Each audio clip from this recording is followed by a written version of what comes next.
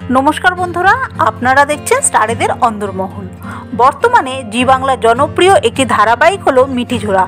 আর এই ধারাবাহিকে অনির্বাণের চরিত্রে অভিনয় করতে আমরা দেখতে পাচ্ছি টেলিপাড়ার জনপ্রিয় অভিনেতা সুমন দেকে। অভিনেতার অনুরাগীর সংখ্যা নেহাতই কম নয়, আর তারা টিভির পর্দার বাইরে গিয়েও তাদের প্রিয় নায়কের ব্যক্তিগত জীবনের বিষয়ে জানতে আগ্রহী।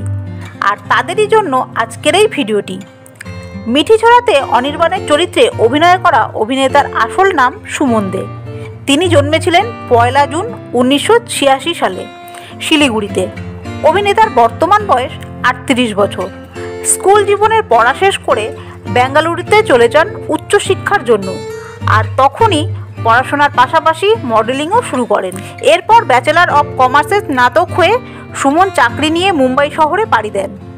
চাকরির পাশাপাশি মডেলিংও চালিয়ে যান অভিনেতা। 2003 সালে তিনি ক্রাসিন মিস্টার ইন্ডিয়ার প্রথম রাউন্ডে অংশগ্রহণ করেছিলেন। এছাড়াও একাধিক র্যাম্প শোতে অংশগ্রহণ করতেন। এরপর 2010 সালে চাকরি ছেড়ে পাকাপাকিভাবে অভিনয়ে মন দেন সুমন। প্রথমবার সাহারা ওয়ানে সম্প্রচারিত মাতা কি চৌকি নামে একটি পৌরাণিক হিন্দি ধারাবাহিক দিয়ে টেলিভিশনে আত্মপ্রকাশ করেন। তারপর 2011 সালে দ্বিতীয়বার আমি সেই মেয়ে ধারাবাহিকে কাজ করেন। সেখানে অভিনেতা প্রধান চরিত্রে সিদ্ধার্থের ভূমিকায় অভিনয় করেন, যা সানন্দা টিভিতে সম্প্রচারিত হয়েছিল। তারপর 2012 সালে স্টার জলসা চিরসাথী ধারাবাহিকে অর্কর চরিত্রে অভিনয় করেন। ওই একই বছরে ইটিভি বাংলায় স্বয়ং সিকদাতে অভিনয় করেন। তারপর 2013 সালে বধূবরণের হাত ধরে পরিচিত হয়ে ওঠেন সুমন দে।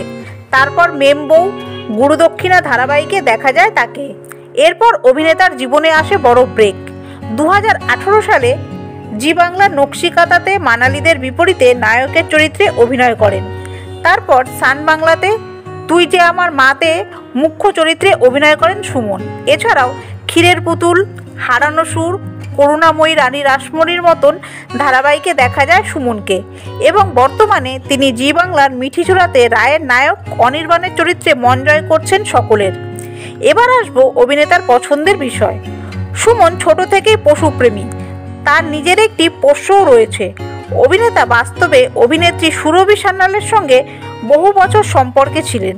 তবে হঠাৎ একদিন অভিনেত্রী সুরভি অভিনেতার বিরুদ্ধে অভিযোগ আনে নিজের ফ্ল্যাটে সুমনকে অভিনেত্রী অন্য এক মহিলার সঙ্গে ঘনিষ্ঠ অবস্থায় হাতে নাতে ধরে ফেলেন, যার পরেই ভেঙে যায় সুমন সুরভির সম্পর্ক। এরপর গুঞ্জন শোনা যায় টেলিপাড়ার আর এক অভিনেত্রী রোশনি ভট্টাচার্যের সঙ্গে নাম জড়িয়েছেন সুমন। তবে তারা নিজেরা প্রকাশ্যে কিছু বলেননি কোনোদিনই, এবং বর্তমানেও সুমন নিজেকে সিঙ্গেল বলেই দাবি করে থাকেন। এবার বলবো অভিনেতার পারিশ্রমিকের বিষয়। সুমন বর্তমানে ধারাবাহিকে প্রতিটি এপিসোডের জন্য পারিশ্রমিক নিয়ে থাকেন 2 থেকে 3 লক্ষ টাকা। তো বন্ধুরা, অভিনেতা সুমন দেকে আপনাদের কতটা ভালো লাগে কমেন্ট করে জানাতে ভুলবেন না। বন্ধুরা, তারকাদের বিষয় এইরকমই খুঁটিনাটি আরও তথ্য পেতে জুড়ে থাকবেন আমাদের চ্যানেলটির সাথে। ধন্যবাদ।